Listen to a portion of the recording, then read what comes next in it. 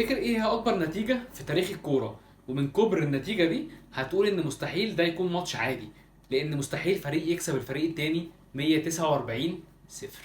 الماتش ده كان بيتلعب في مدغشقر ما بين فريقين، فريق اسمه قديمة وفريق تاني اسمه اولمبيك دومرين. الفريقين دول قرروا ان الماتش ده هيكون ماتش تاريخي وهيخش في موسوعة جينيس الارقام القياسية. وده حصل ليه؟ لان الفريقين كانوا محتاجين على حكم الماتش اللي كان بيدي قرارات ضدهم في ماتشات سابقة، وقرروا ان الماتش ده هيكون هو احتجاج على حكم الماتش.